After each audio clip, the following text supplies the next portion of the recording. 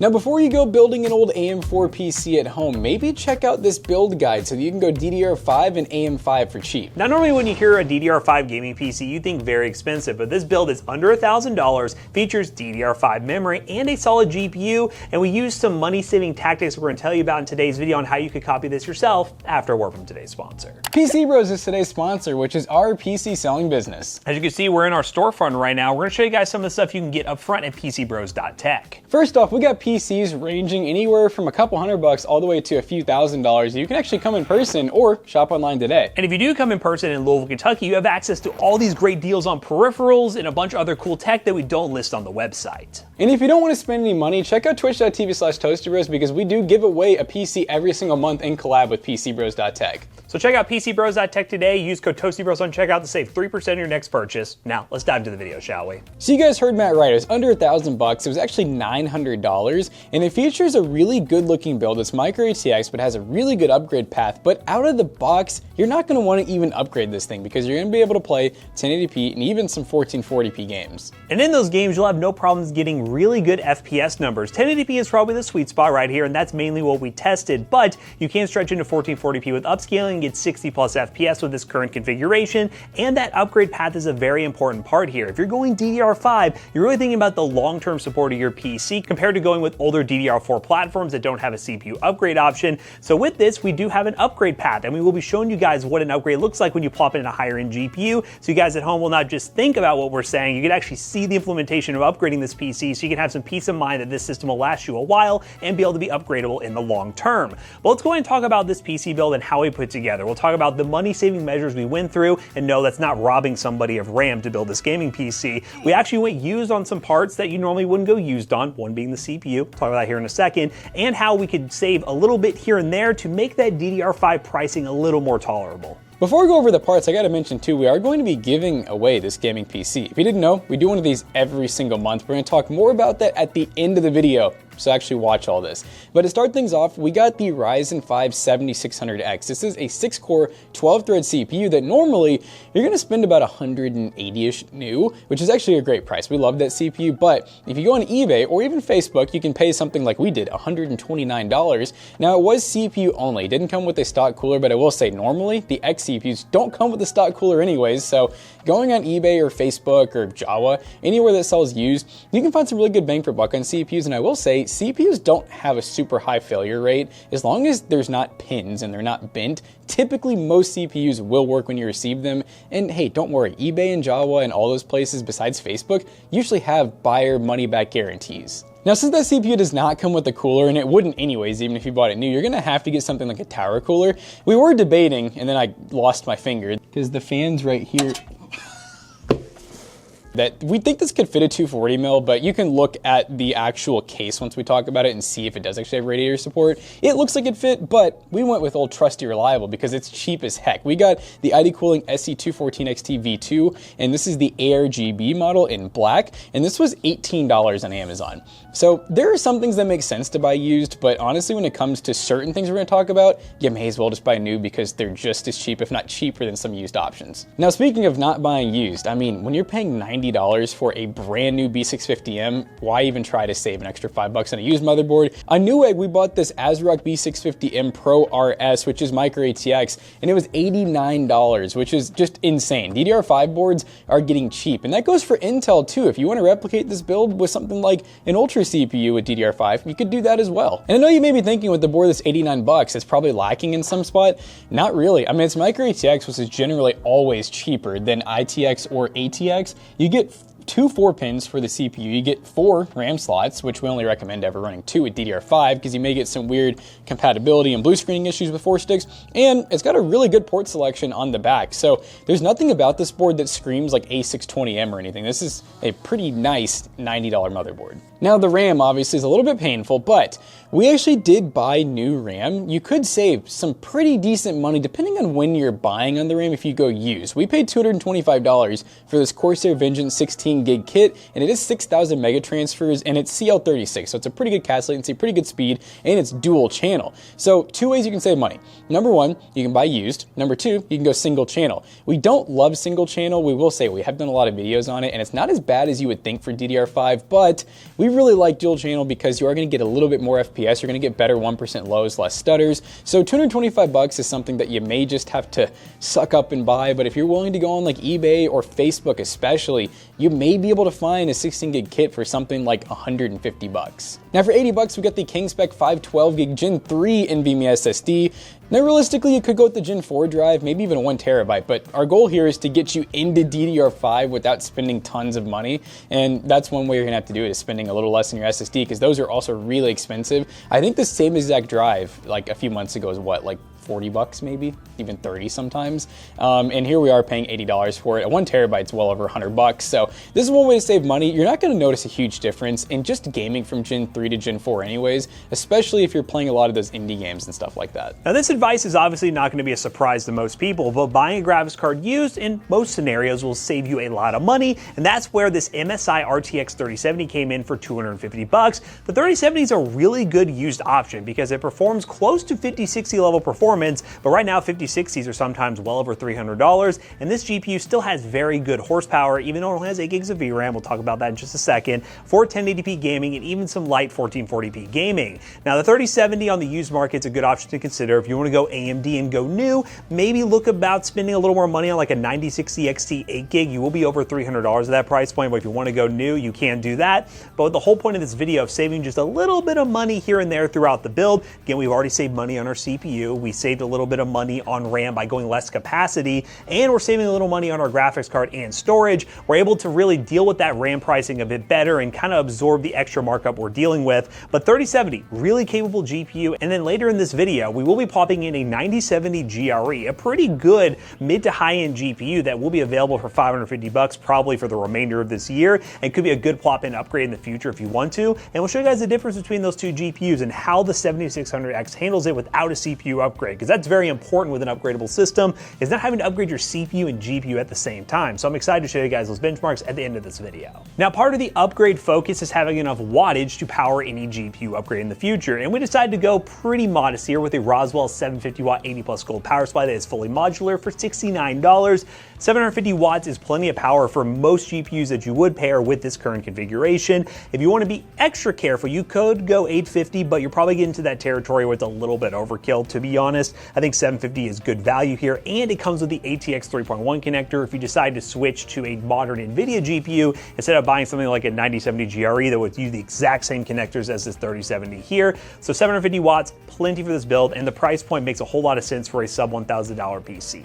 Now, it wouldn't be a Toasty Bros build guide, especially a budget build guide, without an Okinos case. This is the Aqua Uno in black, and it comes in at $44. I mean, the price is just insane. It's a micro ATX case. It comes with 3 ARGB fans that can be daisy chained with the fan that is on the tower cooler and then plugged into the motherboard via ARGB. It can be controlled via ASRock polychrome, so we're able to get this purple color scheme we want, or really any other color scheme we want. So really easy to set that up. And again, it's micro ATX, and the price is really insane considering you have tempered glass all the way around, pretty solid room for cable management, and it's from Okinos. We just love Okinos cases, whether you're using one of their really budget options like the Uno, or working your way up to like an Aqua 7 level case. They make some really good bang for buck options, and they're not the sponsor. I just really love using their cases, and the price performance is totally off the charts.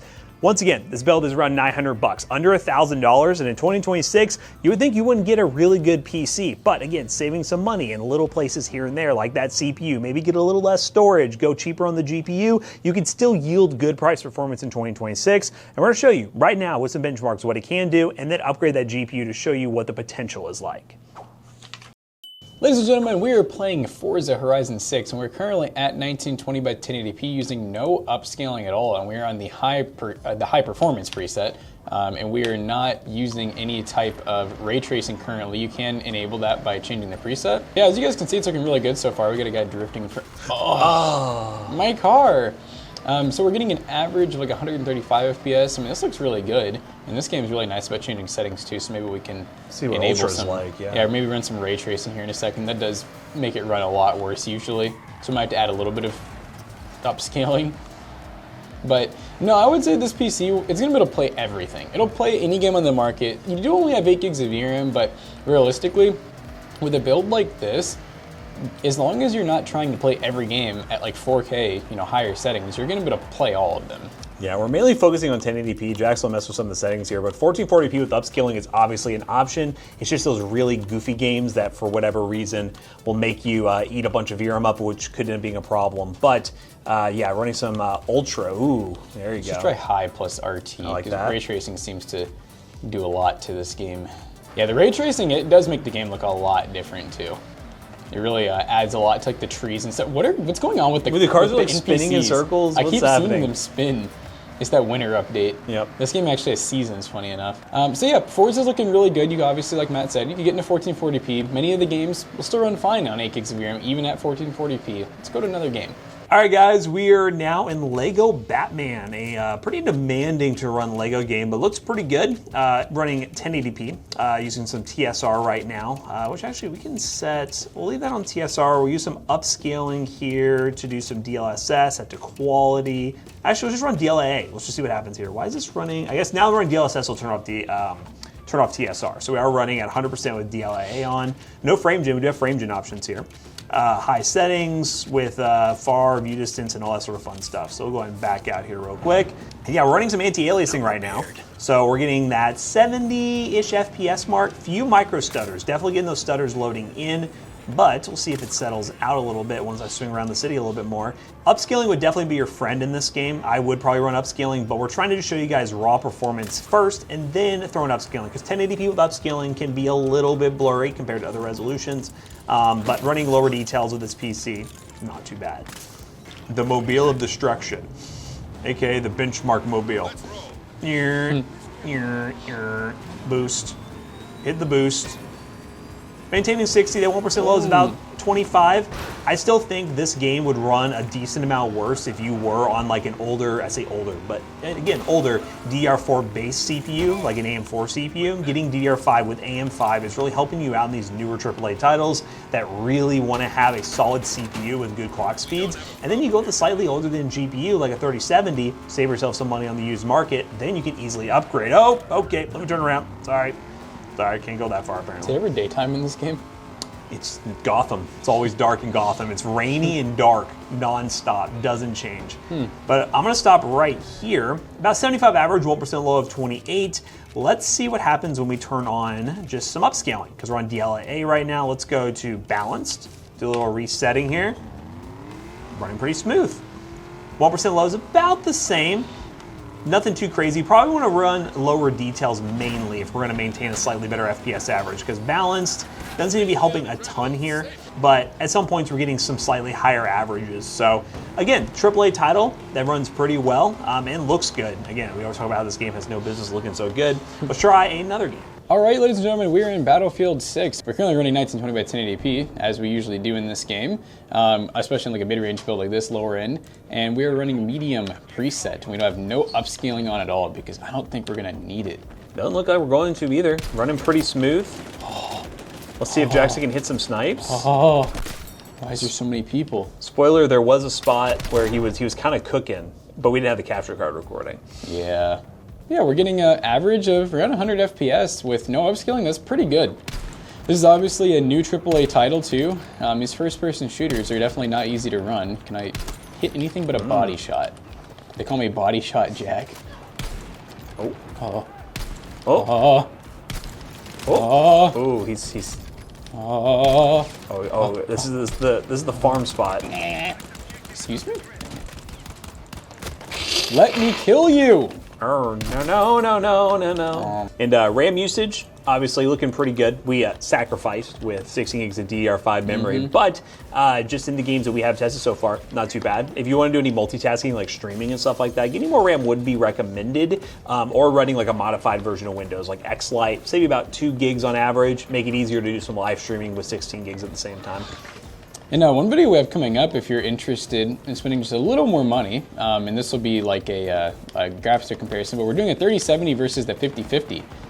So if you want to maybe look at even going like with a new card, to where the build's a little more new and longevity, that could be an option for you too. Fry. Oh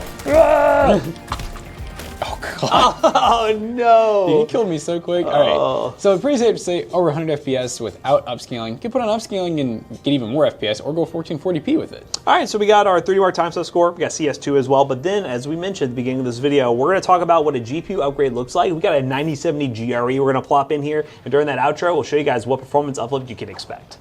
So as you guys can see, the 3070 is still a great card in 2026, and on top of that, this is just a great build with a solid upgrade path, and we're going to tell you guys about what the 9070 GRE could do as well. So we ran those other benchmarks on that 3070, and again, we're going to compare it to the 9070 GRE, but let's go ahead and wrap up those benchmarks on the 3070 and show you guys what a plop-in upgrade like the 9070 GRE can do, and the performance was pretty impressive. First up, we ran CS2 1080p low with the RTX 3070 just to test that CPU horsepower of the 7600X, got an average of 613 FPS with a 1% low of 200. Then we ran 007 First Light 1080p medium settings, and with the 3070 got an average of 87 FPS with a 1% low of 61. And to show you guys how you can jump to even higher resolutions with the 9070 GRE, we tested that at 1440p on the same settings and actually got more FPS, an average of 92 and a 1% low of 66. So with the normal configuration at $900, the 3D Mark Time Spy got a total score of 12,434, with the GPU getting a score of 13,396 and the CPU